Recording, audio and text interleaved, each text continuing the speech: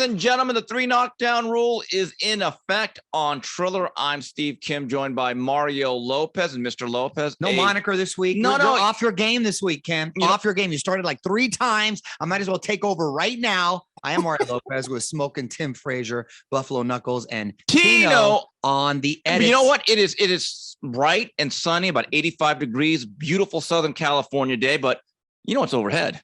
A desert storm. He joined us once again, Tim Bradley. Tim, how you feeling, man? First of all, Tim, I apologize for Cam. He's not a father, but he's got some mean dad jokes.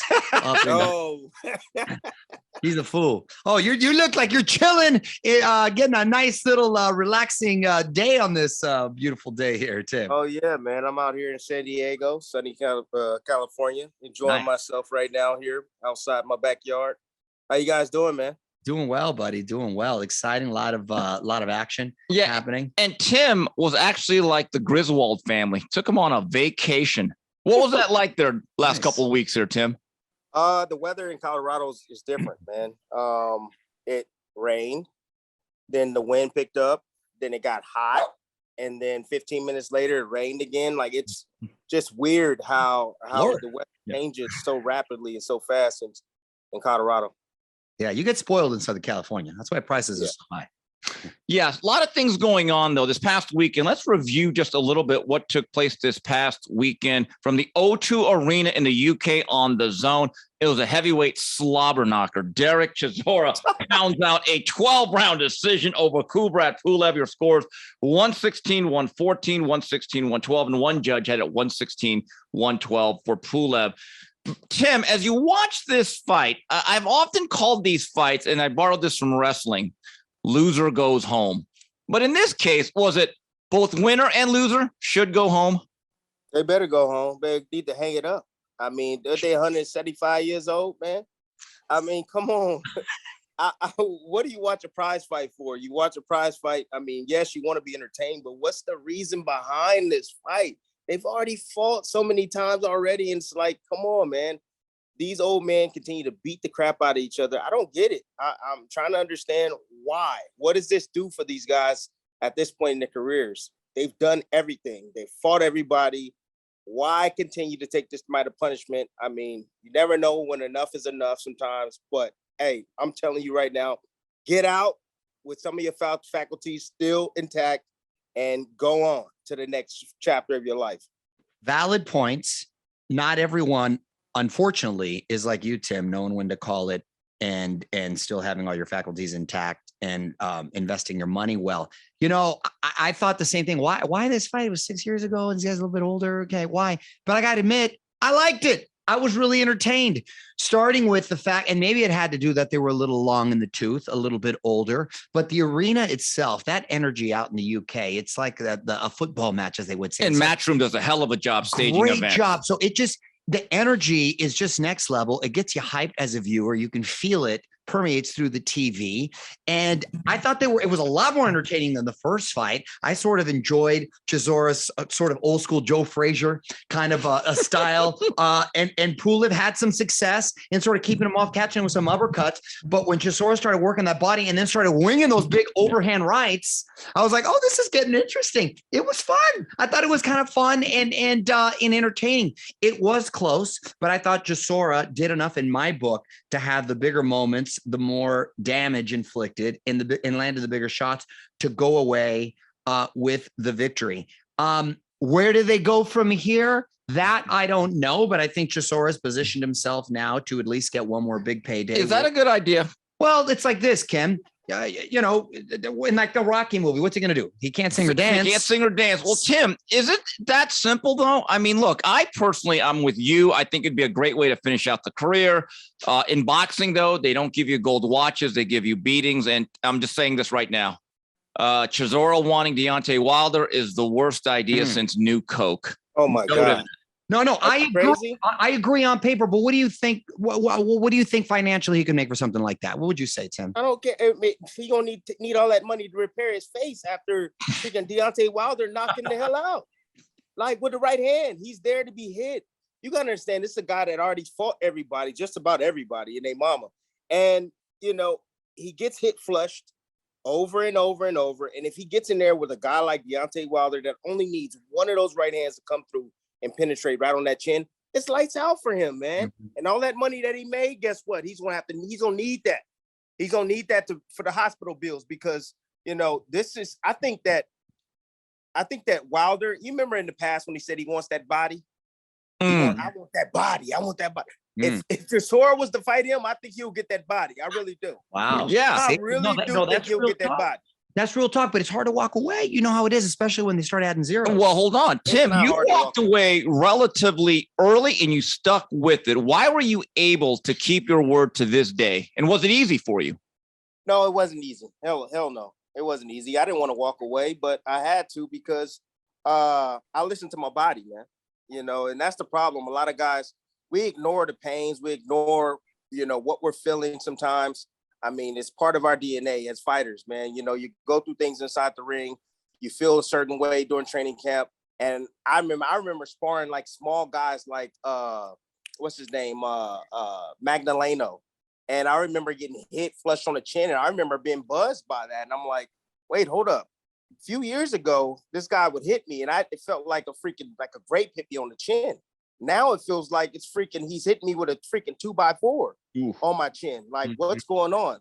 You can feel your body slowly changing. And if you ignore it, then, you can have these long last lingering effects and you can get hurt in this boxing. So for me, I listened to it, man. I said, you know what? It's time. Enough is enough. I'm getting out the game right now. I am not the same fighter that I once was. It's okay. I made enough money. I invested it right. I saved my money the right way. I didn't go out and buy a little jewelry and chains and stuff that everybody wears and spend my money in that fashion. And that's when I decided to hang it up. Yeah. So, but you know what? Again, so smart and so mature and disciplined. Unfortunately, most people aren't. Well, that's the thing about Tim Bradley. He didn't buy platinum. He brought property. Baby. And that is a lesson for all young fighters, all young athletes, really. Exactly. Tim, couple things here that you did tell me a couple of weeks ago that there was a time you'd go into every fight thinking, I'm willing to give my life up here. Yeah. At what point did that feeling go away? Was there a particular fight, and was it post Provodnikov? Oh, man. I would say probably, wow.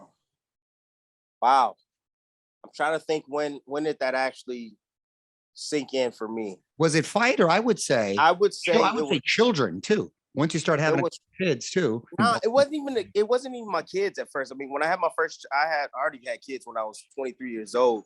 My wife had two, so I was already taking care of them, and I was fine. I was willing to do whatever I needed to do and die in the ring if I had to. But it was towards the back end of my career. I wouldn't say Brandon Rios, Jesse Vargas, no. It was probably, I would say probably post Provodnikov. That's when I started feeling like, you know what, man, I'm sick of my face getting all bruised up and damaged. Like, I hate the feeling after the fight, and I'm not willing to freaking, go as far as I did once before and just put it all on the line, man. You know what? My time is near. I got to start planning my exit like right now, because I know I didn't have enough left in the tank, man. You got to have the heart for this game, man. You got to have the heart. You got to have the freaking onions for this game. And, and I started losing that, man, little by little. Little by little, I started losing that. I started feeling it fade away from me. 3 Knockdown Rule on Triller. Steve Kim, Mario Lopez, joined by the great future Hall of Famer Tim Bradley. Tim, this past weekend, also Saturday night from the Alamo Dome, it was showtime, and a new WBC featherweight title is now being worn around the waist of one Ray Vargas with the 12-round decision over Mark Mexayo. Then Brandon Figueroa wears down Carlos Castro in 6, and the talented Frank Martin stops Jackson Marinez in 10. Fellas, I'm going to give a mea culpa. I'm no fan of Ray Vargas, but by his standards, thought that was a pretty solid fight, fellas. Yeah, he even got dropped, and he was able to come back. He's one of those cats that, not pretty to look at, but he's effective. Not aesthetically pleasing, but he's effective, and he's a tough puzzle to sort of figure out. You disagree, Tim? No, I just think that Ray Vargas is not, he's not understood, man. I think Ray Vargas has done in his career what he's had to do to win these fights, and I think this is another indication that he showed another wrinkle, that he has the ability to stand there and stand his ground and be set to punch when he needed to punch. And, if you go back and you look at the punch stats and you see, like, you would think that Messiah would have more punches down to the body because he's a shorter, more compact puncher, but he didn't. Ray Vargas outpunched him to the body too. Used his jab and linked outside, caught him with, before he got inside, kept him off balance all night, fought him when he needed to fight him, in spots. He just fought a fantastic fight, man. And I contribute that to his trainer, Nacho Berenstein, man. I mean, this guy is a wizard. We don't talk about this guy because he's in Mexico, but he's a fantastic trainer, man. And he's put, I think this was like 28th or 27th world champion that Eden had in his entire career. And you got to understand, he builds these guys from the amateurs all the way up to the pros. Not the other way around where you get some trainers that get guys that have already been built by another trainer and then they take them to the next level. No, he's built these guys from day one in the gym all the way up to the championship status. So I contribute this win to Nacho Berenstein without a doubt, man. And Tim, go ahead. Yeah, Tim, and I want to throw the media under the bus, and I'm part of it. Every time there's a Filipino fighter that's somewhat decent, and especially if they train with Freddie Roach, stop with the Pacquiao comparison. That guy's once in a lifetime. There will never be another Pac-Man.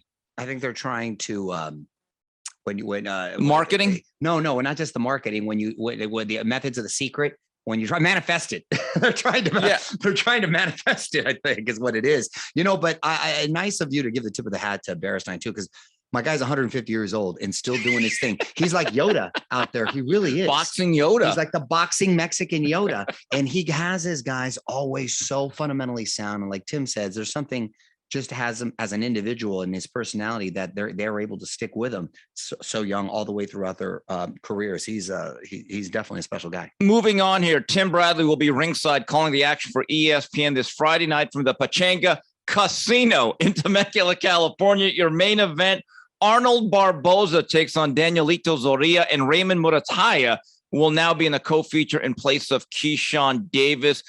Tim, that's a fun venue. It is. A lot of fun fights happen at that venue. Remember when we saw Peden knock out Nate Campbell with after he was with the one punch, and then James Toney has had special things seem to happen at that particular venue. Right. Tim, are you a little bit concerned? Because there's an old saying that availability is the best ability, and Keyshawn Davis, for the second time this year, has had to pull out of a fight. Are you concerned about that, Tim?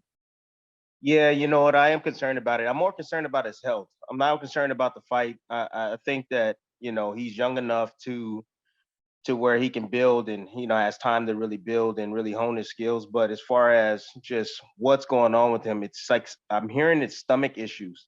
The last time I spoke to him, personally, he said that, he was really sick the last time out with his stomach. I think Bomac is a chef. Bomac said that he had made some pasta or something for him, and I guess it didn't settle too well with him, and I guess it was going through him, and he felt bad about it. But I just think it's something physically possibly wrong with him, and I think he needs to go get some tests done and seeing what's going on, what type of bacteria is in his stomach that's causing him to have some, I guess, an upset stomach or whatever it is going on. I'm not sure. But Chef Bomac RD. I have a friend of mine in jiu-jitsu world who high level guy, same thing. He trains hard, whatever, but he's got a stomach issue. So it's something, you can't take lightly. And sometimes it takes a minute to figure out too. So it's always obviously discouraging, but frustrating when you have a talent like that and they're not able to capitalize on the momentum. Yeah. And Tim, Arnold Barboza, did you think that was too big of a step for Teofimo to come back to and dip his toes at 140? Yeah, absolutely. Arnold Barboza, I think he's another fighter that's misunderstood. I think he's very underrated. I call him the dark horse in the division. He's not talked about or not mentioned at all, but he continues to rack up these wins and continues to look good when his fights. And he's not the biggest power puncher in the game, at all. Very limited power, but he does a lot of good things as far as controlling range, distance. He can switch. He can go from lefty to righty. He can apply pressure. He can box off the back foot. There's a lot lot of little nuances to his game that he has because of the lack of power that he's kind of learned over the years. And he's tough too, man. Yeah. He is physically and mentally tough. I would call him a rugged pressure fighter. And Tim, I know everyone had their eyes open by Robert Garcia's protege, Raymond Murataya. I think he's going to be a real player pretty soon at 135. I agree with you 100%. Speed, accuracy. This is a kid that just, stays behind his craft. He's not a kid out there in the streets late at night. He's a guy that stays focused, that comes from a great family, great background. As long as he stays focused and just keep, developing his skills in the gym, this kid is going to be a guy that we're going to be talking about. I would say he's one of those guys that's not very mentioned or not really mentioned at 135 pounds, but he's a guy that could get on the scene quickly with just one win, a really good win against a top quality opponent, and then we'll be talking about him. That's a tough weight class too. There was actually some talk from Top Rank of matching him with Jeremiah Nakatila, and they said, you know what, let's wait just a little bit. So it'll be interesting to see what happens in the second part of the year with that young man. Okay. Then Saturday night, and I believe, Mario, are you going out there? Crypto.com Arena. Speaking of lightweights. In Los Angeles on the Zone. It's the return of Ryan Garcia, who takes on Javier Fortuna. Also on this bill, Alexis Rocha takes on Samuel Cote. And then Lamont Roach takes on Angel Rodriguez. All right, Mario, let's start with you. What are your expectations with Chapter 2 of the Ryan Garcia Joe Goossen story? Well, listen, this is his second fight together. I love me some Joe Goossen on a personal, and I think he does a great job when a fighter's committed on a professional level as well. I think this is a good fight after coming off of a little bit of time. I mean, he had this time off and he fought how do you say it? Emmanuel, I'm on the go. Yeah, exactly. Yeah, exactly. That guy. And he was definitely on the go. So he really didn't get to ply his trade too much, although he did go the distance. So this is obviously a step up from that. So I like the trajectory here. And he is in LA. So he is essentially his hometown. I want to see how he's going to deal with that pressure. I want to see how he's going to deal with a fighter who is a class above his last opponent. And I want to see how he's going to deal with having Goossen in his corner second time around. Look, a lot can be said about the whole social media thing and all that stuff, but as far as him as a fighter, this is a great opportunity to start righting the ship. And if he's able to do that, then he's right back in the mix. Tim? You know what? Fortuna is a tough veteran fighter, southpaw. The last southpaw that we saw him in the ring against Campbell, who decked him. Campbell, he got decked. He got knocked on the canvas due to the fact that he drops his backhand quite often, trying to get away from body shots. I'm remembering the fight, going through his fight, with Campbell right now through my mind. And then he came back. He didn't have outside control as far as getting his foot positioning. He was allowing Campbell to get that, so he was keeping his head right directly on that left hand side of Campbell. So that's why he got set up with that looping left hand. That's the only punch that I see that could affect him. But with Goossen, I think Goossen definitely he understands the game. He knows what he has. He knows he has a superior athlete over Fortuna. That he has the faster, younger, the fresher fighter. I just think that Garcia is just more talented. I have a hard time seeing Fortuna beating him. I really do. Well, there's a reason why they chose him. He's the younger, faster guy, Ryan. But Tim, what do you want to see specifically from a technical standpoint as a boxer on Saturday night? Well, damn, if he can adopt the jab, I would love this Goossen to get a jab going. I know he's fighting a left-hander, and I know sometimes it's difficult to really get your jab established with a left-hander, but man, I want to see him work that pistol jab. If he's able to work that jab, set up that right hand right down the middle and that left hook, he should be able to hurt this guy, Fortuna, because Fortuna is not a guy that's not gonna run around the ring. He's gonna be there. He's gonna be willing to exchange because he does have power. And if he sits there long enough, I think the young guy can catch him. I'm expecting the young guy to look fantastic, to be honest with you. I'm expecting him to come out, look blazing fast, take it to Fortuna, and eventually get him up out of there. Do you think he has any shot against Tank Davis, Tim? Hell no. Hell no. Hell, Come on, Mario. Right are there. you Right kidding me? there. At this point or at any point? Both. I mean, at this point right now, hell no. With the deficiencies that I see, with him still, pulling back and dropping, Tank's gonna attack him to the body and then set his ass up over the top with a looping left hand, and then he gonna catch him with that left hand, and then he gonna go night night. He gonna be asleep for 3 days. His Tiananmen mama's gonna Square. wake him up. Yeah, I'm telling you right now. Tiananmen He Square. said 3 days. 3 days, not 2 days, not 1 day, 3 days. 3 days before he rise. Yeah. So I would keep him away from Tank at the moment, man. Let this kid continue to get comfortable with Goosen. It takes some years, man, to get out of those bad habits and things from other trainers. It takes about 2 years, I would say. Let him have a couple of camps of Goosen, see what Goosen does with him, see if he improves in different areas. I'm looking for some improvement in this fight from him. So, especially with the jab usage, please. Mario, it seems to me that after the breakup, Canelo and Ryan Garcia are not, as they say, simpatico. They are still jabbing at each other. Wow. I mean, yeah, I'm sort of, I don't think Canelo is at all. Well, Canelo's counterpunching. Well, Canelo's asked a question and he answers it honestly. I think he's handled himself, like a gentleman. He's just being honest. I don't know why Ryan would have anything other than just pure respect and just keep it kosher.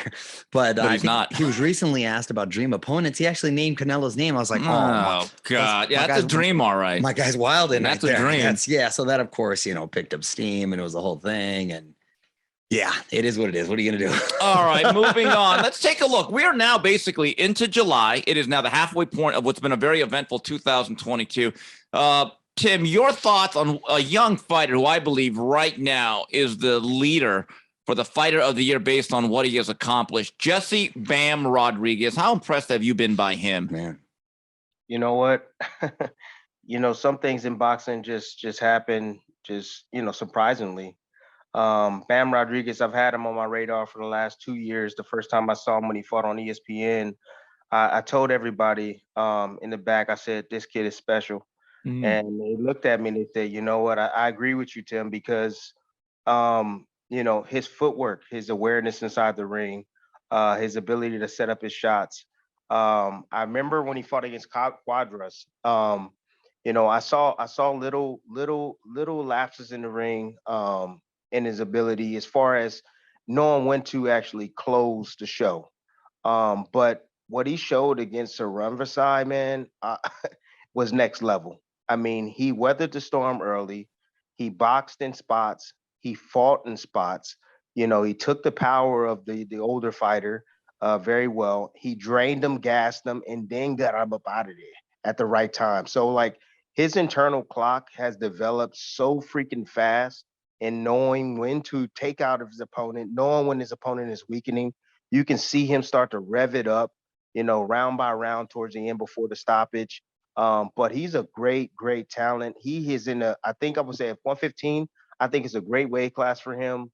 I'm hearing him, he wants to go back down to 112 or maybe even 108. And I would say, yes, from a legacy standpoint, that'd be great. But as far as from a financial standpoint, 1, 2, and getting these older fighters, meaning a Chocolatito, an Estrada, if he can beat these guys at this age, that is special. That is for me, that's like GOAT because, Manny Pacquiao, if you think about Manny Pacquiao in his run, he fought against Morales and he fought against, Marquez and he had in Barrera, he had a lot of these older fighters towards the tail end of their careers that he was able to fight. And, he generated a lot of buzz by beating these guys. Well, I think this kid has that same opportunity because he has Chocolatito, Estrada. He just already beat Saran, had a great fight with Quadras. So he's in a great position, man, to do some big things and be considered one of the best fighters in this world, man. I agree with you, Tim, on all your points. And again, what's so impressive about it is he's so young. 22. So young. If you think about the other 22-year-olds out there that they're on Similac. Oh, exactly. He's eating steak. My guy is next. The level and quality of opponent and the fact that he's been so composed and so mature in the ring and he comes across so seasoned and like Tim mentioned, his footwork and his punch not only accuracy, but output and the different styles he's faced. And if he is able to take on a Chocolatito and Estrada and be victorious, then I mean, for sure, fighter of the year. No doubt. For sure, fighter of the year right there. I would, listen, to me, him and Shakur Stevenson, the best young talents out there. Yeah. Right, and by the way, is that bad to say? Speaking, well, real quickly. And they're both fans of each other, by the way. It was announced that he's going to fight September 17th on the Canelo Golovkin undercard. So that'll be his third fight. And Robert Garcia says, Steve, we come out of that clean. I want a fourth fight. So good for him. And Tim, don't you love that activity from a young champion such as him? Yes. And that's missing in the sport today, to be honest with you. And the fact that he's able to do that, stay healthy, stay clean, and fight and have the willingness to fight. That's fantastic. He's just going to get sharper and sharper that way. That's the problem with a lot of the fighters, man, today. They don't fight often enough.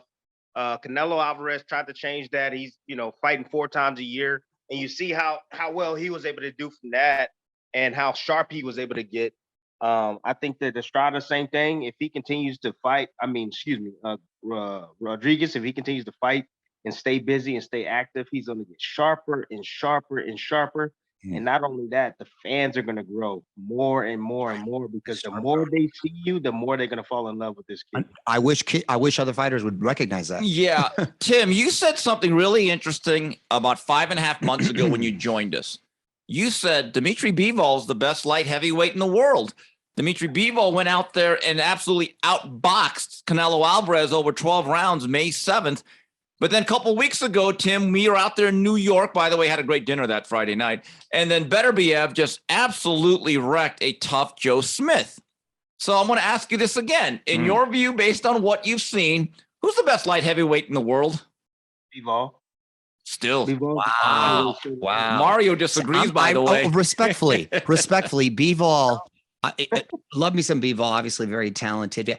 The only reason I lean towards Beterbiev, and I'm not even talking about his 100% knockout ratio.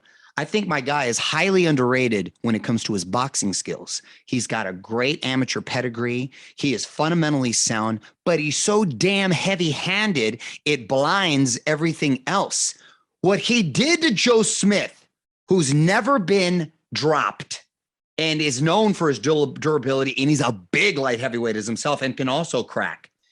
The way he set traps and the way he caught him, and that man, and you just saw his spirit leave from him, was so impressive to me. And the thing about Bivol, I liken it like this: if they were to fight, he could be victorious, absolutely. But it's like a pitcher that would have to pitch a perfect game, because I feel it would look like Beterbiev versus Govudzik, the nail. The nail. It would just be a matter of time before he closes that distance and is able to touch him.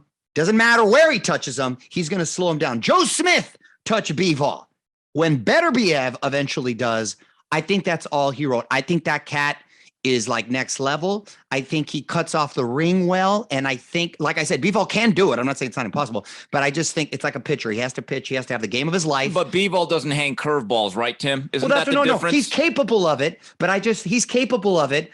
But look, if Joe Smith was able to get to, I just think Beterbiev, and I know he's a smart guy. He knows what's in front of him. The guy's disciplined. He's focused. He's strong as all hell. I think his boxing's underrated. And I just think it would be a matter of time before he closes that distance, figures out his timing, starts to touch him, and that'll be it. That's my perspective. You disagree, Tim?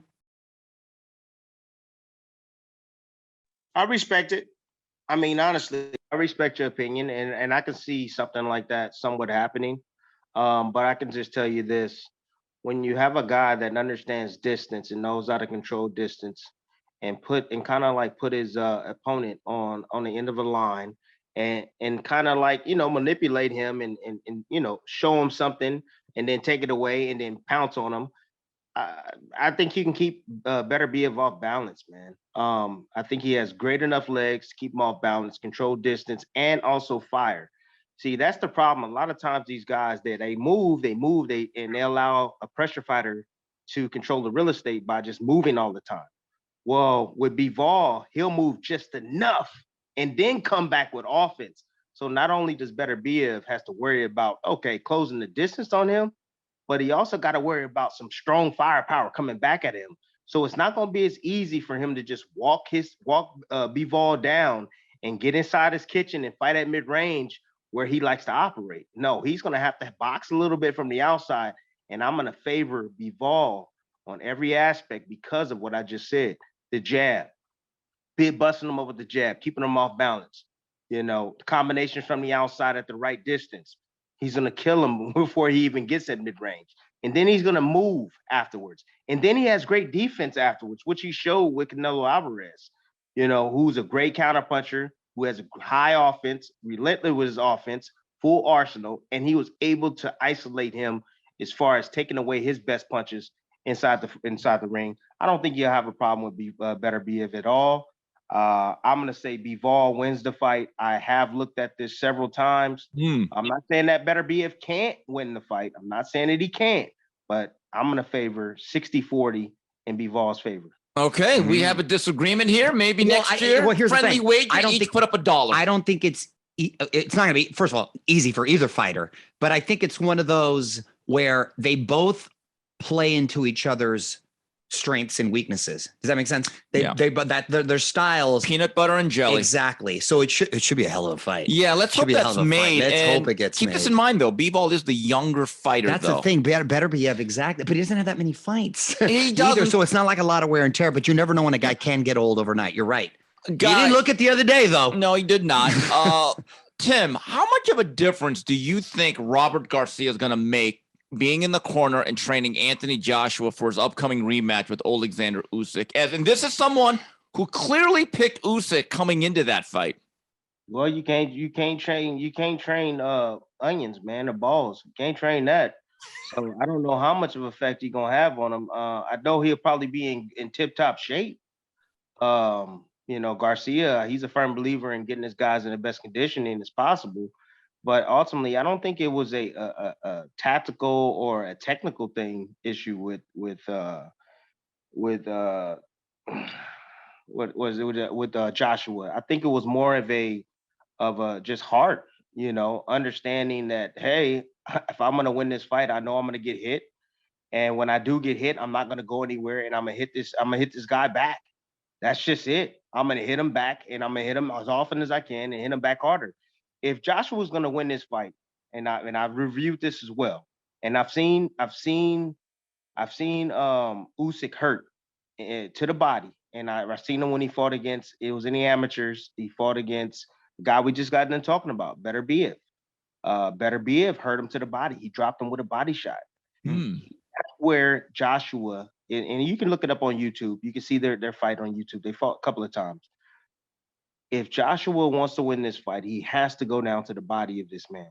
He has to attack his body. And I remember in the first fight, towards the middle parts of the rounds, in the fight, Joshua started going down to that body and he started having success. And then he went away from it. I don't understand how some fighters can have success landing, and then go away from what the hell they had success from. You know, like, are you kidding me? Go down to this man's body, attack him. You know you're going to get hit with shots. When you do get hit, you damn sure make sure you return fire. You know, you're not going to win a boxing match against Usyk. I'm sorry, you're not.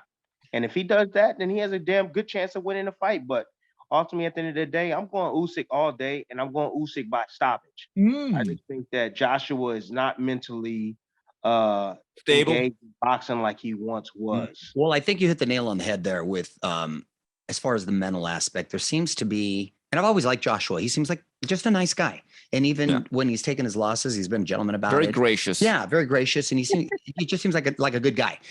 But I don't know if it was post Klitschko or what, and maybe reinforced after the Ruiz fight. But yeah, that dog in him, I don't know if you can get it back because he needs to impose his will and his physicality on Usyk. And make it more of a dogfight and close those quarters, work that body, start to maul him a little bit. I don't know if he's got it in him. He got Rosario to do that. You know, well, that's exactly. Look, I liked on paper when I heard about Garcia matching him up, but then I thought he was going to be down with all the raza right here at Riverside. Exactly. No, and so when I heard he wasn't, I'm like, oh man. Yeah. Well, then that threw a monkey wrench in what I had hoped would sort of help us. Instead of getting Rocky training at the LA gym of Apollo Creed, that dungeon in downtown LA, right. It's the one where he trained for the first Clubber Lang fight with the bubbles and the machines. Right, and the ballroom. Yeah, and Frank Stallone playing the piano and his song and all that. Yeah, I think mindset's important. Yeah. As we wrap it up here, very simply, Terence, do you think Errol Spence and Terence Crawford will fight each other? And do you think that there should be public pressure on them to fight one another and nobody else? Okay.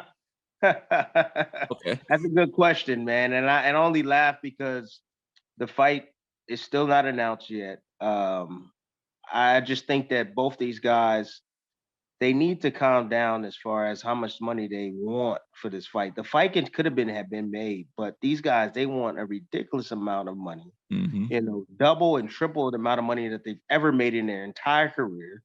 If you go and you look at their pay-per-view numbers, they're not great by either guy. They're not great. They're not astoundingly great by either guy. Even Spence's last pay-per-view numbers were not great at all.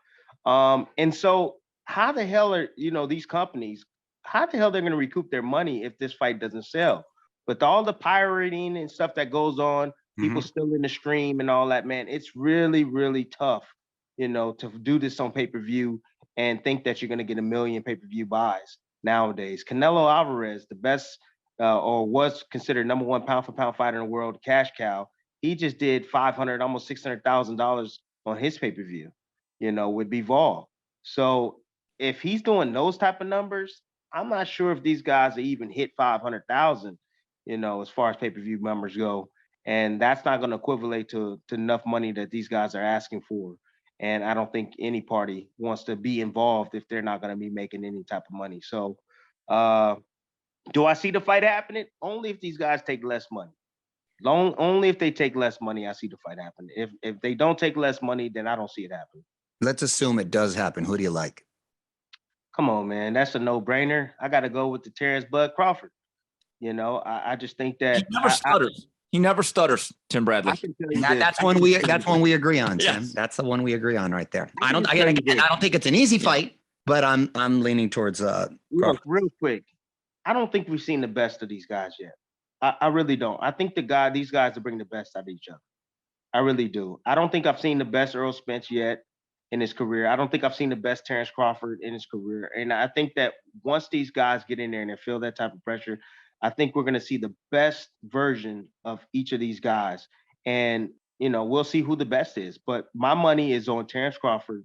And I say this because I just feel that he's a better counterpuncher off the back foot. I feel that he can move and he can set traps on Spence. He's the longer fighter. He's also strong. And I just think that he'll be able to walk Spence into things. Spence got hurt in his last fight against Ugas, round 6. And we've seen Crawford go down too. So let's just say that. So, but I don't think Spence is that one punch type of guy that can get guys out of there like a Crawford, man. Yeah, I think Spence. I think Spence being a big welterweight, and he is strong, and he's a southpaw. He is a difficult out, but I've never seen someone make better adjustments than Crawford. My guy makes just such smart adjustments, and he's got that killer instinct. And yes, and he's got like a nasty mean and I think he's a little faster and quicker off the trigger. Tim, I've never asked you about this.